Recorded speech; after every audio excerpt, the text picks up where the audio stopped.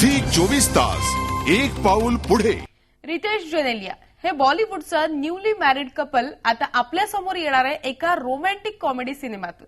तेरे नाल लव्ह हो गया हा रितेश जेनेलियाचा नवा सिनेमा येत्या आठवड्यात रिलीज होणार आहे. त्यामुळेच लग्नानंतर हनीमूनला न जाता हे कपल सध्या हा सिनेमा प्रमोट करताना दिसतंय. याच निमित्तानं रितेश जेनेलियानं स्पॉटलाईटच्या प्रेक्षकांशी खास गप्पा मारल्या. पाहूया त्यांची एक्सक्लुझिव्ह मुलाखत. रितेश आणि जेनेलिया बॉलिवूडचा एक क्यूट कपल. हे दोघेही त्यांच्या नवीन फिल्मचं प्रमोशन करतायत आणि दोघेही आता आपल्या बरोबर आहेत. झी 24 तास मध्ये तुमच्या दोघांचंही खूप खूप स्वागत. काय सांगाल, नवीन फिल्मचं प्रमोशन करताय दोघेही मिळून, लग्न झाल्यानंतर काय भावना आहेत मनामध्ये सध्या नवीन फिल्मविषयी, काय सांगशील? सर्वप्रथम आमच्या काही कमिटमेंट्स होत्या तेरे नाल लव्ह हो गया या चित्रपटाप्रती. त्यामुळे आम्हाला येऊन आता प्रमोट करावं लागतं आणि आम्ही खुश आहोत की आम्ही हा चित्रपट प्रमोट करतोय. हा चित्रपट आमच्यासाठी अतिशय खास आहे आणि 8 वर्षानंतर तुझे मेरी कसम आमचा हा पहिला चित्रपट होता. त्याच्या 8 वर्षानंतर आम्हाला या चित्रपटाची स्क्रिप्ट आवडली, डिरेक्टर आवडले, प्रोड्युसर आवडले आणि हा चित्रपट आम्ही केलाय. होपफुली तुम्हालाही तो पसंत येईल अशीच अपेक्षा घेऊन आम्ही हा चित्रपट तुमच्यासमोर आणण्याचा प्रयत्न करतोय. तुमच्या दोघांचे खूप मराठी फॅन्स आहेत. दोघांनाही सगळ्या तुमच्या फॅन्सला काय सांगाल, काय कॅरेक्टर्स आहेत, काय भूमिका आहे तुमची? रितेश, काय सांगाल? सर्वप्रथम म्हणजे महाराष्ट्रात नेमके बरेचसे अशा जागा आहेत, शहर आहेत जिथं आमचा आजही जो पहिला चित्रपट होता तुझे मेरी कसम तो आजही चालतोय. बरेच आठवड्यात चालत असतात. आम्हाला ट्विटरवरती, फेसबुकवरती नेहमी मेसेजेस येतात लोकांचे की आज त्यांनी जाऊन तुझे मेरी कसम पाहिला. तेरे नाल लव्ह हो गया परत एक रोमॅन्टिक कॉमेडी आहे. रोमॅन्स भरपूर आहे चित्रपटात आणि 2 लोक म्हणजे एक मुलगा आणि एक मुलगी किती वेगळे आहेत त्यांच्या स्वभावात. मी एक रिक्षा ड्रायव्हर आहे जो मेहनत करतो, पैसे जमवतो, कारण का त्याला पुढे जाऊन स्वतःचा काहीतरी कारोबार चालू करायचा आहे. त्यासाठी तो पैसे एकत्रित करतो, पण काही कारणास ते पैसे त्याचे चोरीले जातात आणि तो आपल्या बॉसच्या घरी जातो आणि तिथे त्यांची मुलगी जिमिनी आहे ती स्वतःच्या लग्नातून पळायचा प्रयत्न करते आणि ती वीरेन म्हणजे मला ती सांगते की तू मला किडनॅप करून इथून घेऊन जा तर तुला तुझे पैसे मिळतील. असं करून हे दोघं तिथून पळून जातात आणि कसं on the run on the move हा चित्रपट आहे आणि त्या जर्नीमध्ये, त्या प्रवासात त्या दोघांना एकमेकांशी प्रेम होतं आणि कसं तो चित्रपट क्लायमॅक्सकडे जातो. ब्युटिफुल सिम्पल लव्ह स्टोरी आहे.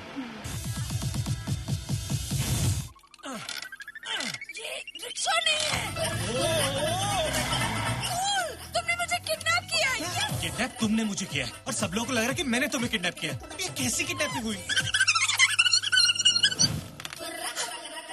किडनैपिंग की है, अब निभानी पड़ेगी. थैंक गॉड जेनेलिया, आपने अपने रियल लाइफ में ऐसे कुछ नहीं KIA. Thankfully I didn't, but I got to do it in the film. Yeah. आपके रोल के बारे में कुछ बताइए दर्शकों को, किस प्रकार का रोल है, कितना एंजॉय किया आपने रोल करते हुए? Minnie is very close to me as a character. बहुत ही bubbly है, energetic है. She's adventurous. She's someone who loves to break all the rules. And what I liked most about the character was the fact that she keeps bullying the boy Viren. Yeah, that's what I like. जी ती नेहमी पण करते त्याच्याबरोबर girl with you? कधीच नाही. नाही, मला वाटतं की आम्ही दोघांना एकमेकांना 10 वर्ष झालं ओळखतो आणि त्यामुळे स्वभावाचे जेवढे सुद्धा अँगल्स आहेत, गुण आहेत, ते सगळं माहिती आहे.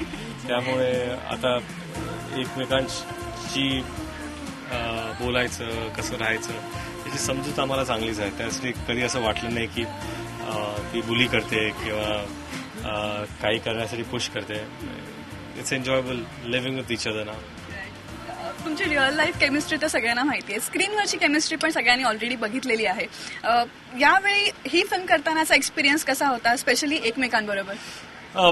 आम्ही दोघांनी पहिला चित्रपट हा एकत्र केला त्यामुळे पहिल्यांदा कॅमेरासमोर जाणे, पहिल्यांदा सीन करणे, पहिल्यांदा एका गाण्यात नाचणे, हा सर्व जो प्रकार आहे तो पहिल्यांदा फर्स्ट हँड एक्सपिरियन्स झाला.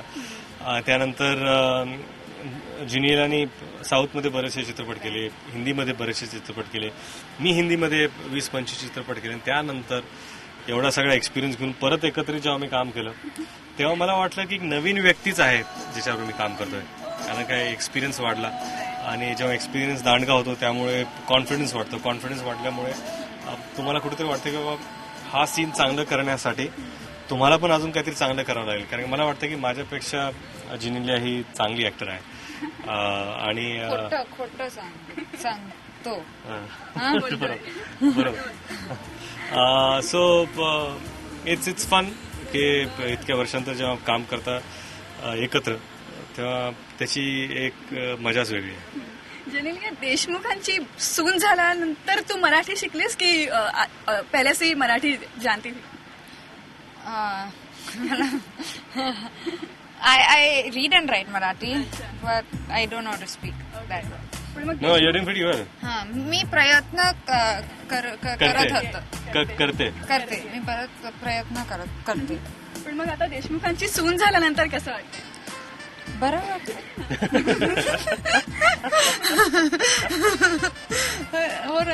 Yeah, that's it. बरं वाटतं. मला फारच बरं वाटते. Correct. Well done. I'm proud of you.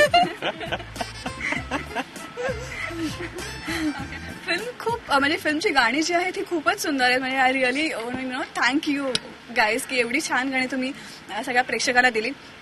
एखादं गाणं गुणगुणायला आवडेल का प्रेक्षकांसाठी? कोणतं जे आवडतं ते? Which song? पिया ओ रे पिया, पिया रे पिया रे पिया. झी 24 तास एक पाऊल पुढे.